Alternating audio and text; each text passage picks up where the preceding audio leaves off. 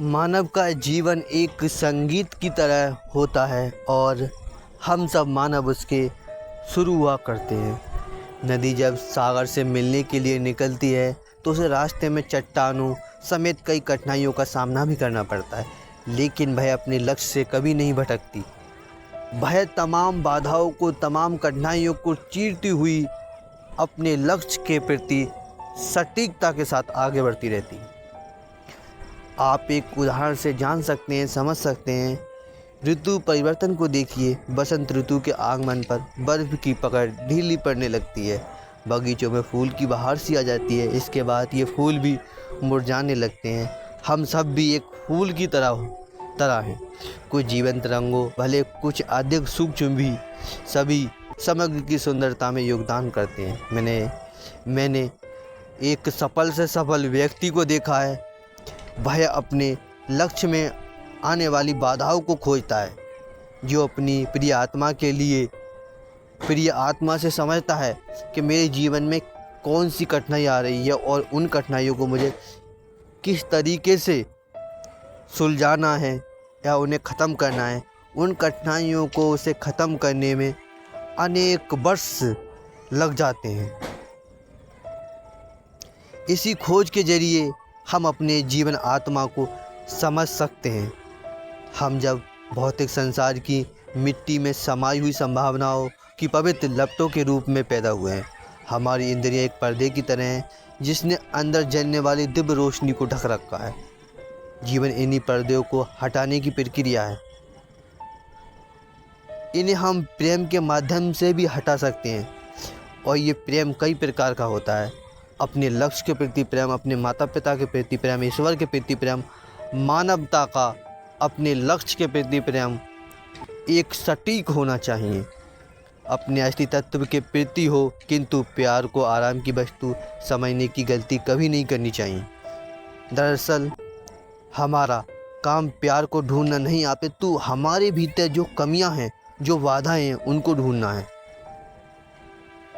जिसने आपको आपके लक्ष्य से भटकाया है, आपको आपके काम के प्रति उन्होंने आपको असफलता के ओर बढ़ाया है, आपको उन कमियों के बारे में सोचना है, देखना है और समझना है, और दोबारा उस गलती को कभी नहीं दोहराना है।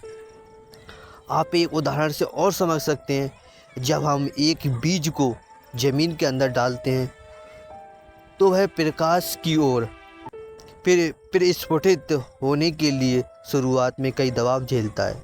उसे काफ़ी कठिनाई भी सहनी पड़ती है, लेकिन लगातार प्रयास से वह एक ऐसी दरार बना ही लेता है जिससे अंकुरित होकर बाहर आ जाता है। ऐसा ही हमारे साथ भी होता है। जब हम किसी काम की शुरुआत करते हैं तो हमें अनेक कठिनाइयों का सामना करता है, और हमें लगातार प्रयास करते रहना चाहिए, और हमें तमाम बाधाओं को एक अवसर के रूप में लेना चाहिए और उनको स्वीकार करना चाहिए। प्रत्येक संघर्ष एक छेनी की तरह है, जो हमारी क्षमता के कच्चे पत्थर को दिव्य प्रकाश के बर्तन में आकार देता है। जब हम बड़ी से बड़ी चीज़ की खोज में निकलते हैं तो रास्ते में तमाम बाधाएं तो आनी निश्चित हैं। हमें उन बाधाओं को तोड़कर आगे बढ़ना है। मेरा तो मानना यह है कि कठिनाई की भट्टी में तपकर ही असली स्वरूप प्रकट हो सकता है। इसलिए नदी हमारे लिए एक सबसे अच्छा उदाहरण है। नदी सागर से मिलने के लिए जब निकलती है तो उसे न जाने कितनी बाधाओं का सामना करना पड़ता है। उसके रास्ते में चट्टानें आती हैं, कई बार खुद नहीं आगे बढ़ पाती है तो दूसरी नदियों के साथ मिलकर चलती है, लेकिन वह अपनी मंजिल को कभी नहीं भूलती है। निरंतर बहते हुए आगे बढ़ती रहती है। एक दिन वह उस सागर से मिल ही जाती है।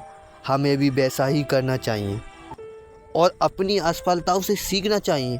इसके लिए आसक्ति को त्यागना होगा। ये हमारे रास्ते की बहुत बड़ी चट्टान है। इससे चिपके रहने से दुख ही मिलता है। इसके उलट हमें सच्ची वास्तविकता को अपनाना चाहिए और हमें अच्छी वास्तविकता को सीखना होगा। जीवन तो एक संगीत की तरह होता है और हम सब मानव इसके एक सुर ही तो हुआ करते हैं। कोई धीमा तो कोई तेज, सभी सुर को जब मिला दिया जाता है तो एक प्यारी सी धुन बन जाती है।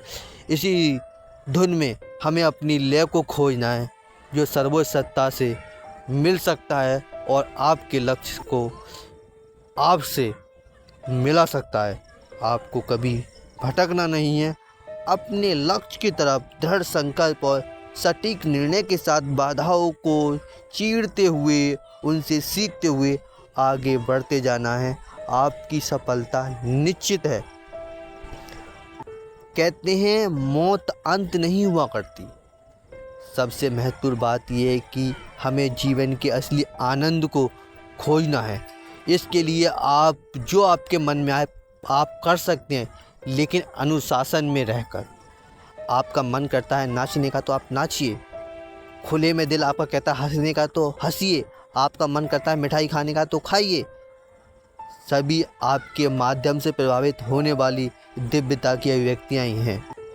जीवन केवल कठिनाइयाँ सहने के बारे में नहीं है, बल्कि अस्तित्व के उपहार का जश्न मनाने के बारे में। मौत भी अंत नहीं हुआ करती, ये तो एक परिवर्तन मात्र है। हमें नेक्स्ट अगले जन्म में फिर इस धरती पर, भूमि पर आना होता है। क्यों?